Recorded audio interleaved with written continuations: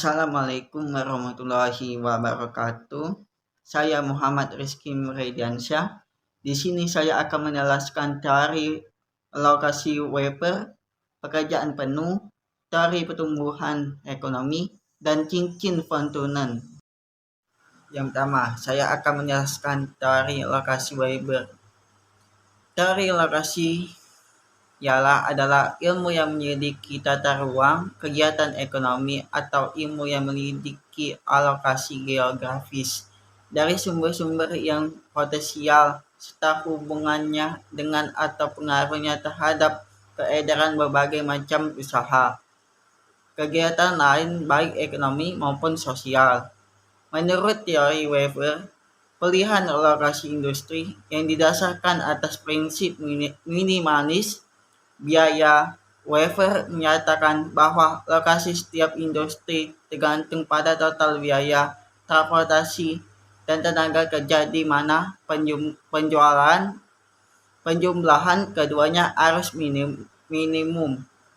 Tempat di mana total biaya transportasi dan tenaga kerja yang minimum identik dengan tingkat keuntungan yang maksimum.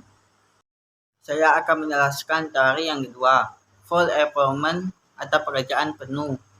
Pekerjaan penuh adalah situasi ekonomi yang dimana sumber daya tenaga kerja yang tersedia digunakan seefisien mungkin. Pekerjaan penuh mencerminkan jumlah tenaga kerja terampil dan tidak terampil tertinggi yang dapat dipekerjakan dalam suatu perekonomian pada waktu tertentu. Kesempatan kerja penuh yang sesungguhnya adalah situasi yang ideal dan mungkin tidak dapat dicapai, di mana siapapun bersedia dan mampu bekerja dapat memperoleh pekerjaan, dan jumlah pengangguran adalah 0. Hal ini merupakan tujuan teoritis ingin dicapai oleh para pengambil kebijakan ekonomi, bukan kondisi perekonomian yang benar-benar diamati. Saya akan menjelaskan teori yang ketiga, pertumbuhan ekonomi. Pertumbuhan ekonomi adalah pertambahan pendapatan masyarakat secara keseluruhan yang terjadi di wilayah tersebut, yaitu kenaikan seluruh nilai tambah yang terjadi. Perhitungan pendapatan wilayah pada awalnya dibuat dalam harga berlaku, namun agar dapat melihat pertambahan dari satu kurun waktu ke kurun waktu berikutnya harus dinyatakan dalam nilai real, artinya dinyatakan dalam harga konstan.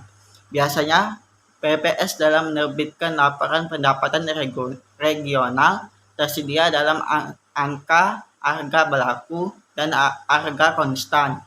Pendapatan wilayah menggambarkan balas jasa bagi faktor-faktor produksi yang beroperasi di daerah tersebut.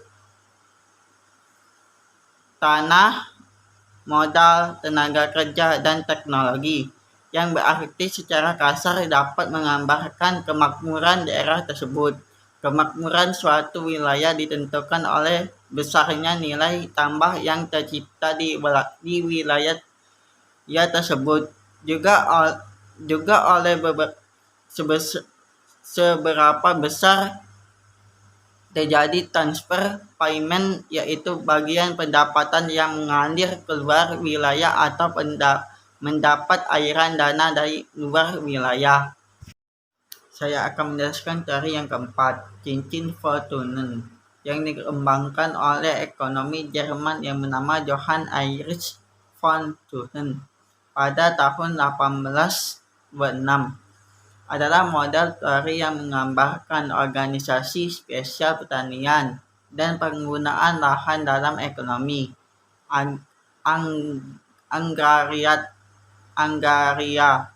Teori ini menjelaskan tentang pola penggunaan lahan pertanian yang berbeda-beda yang di sekitar kota. Teori ini didasarkan pada 6 asumsi, yang pertama, pendapatan suatu daerah terpencil yang terdiri atas daerah perkotaan dengan daerah pendalamannya dan merupakan satu-satunya daerah memasok kebutuhan pokok yang merupakan komoditas pertanian.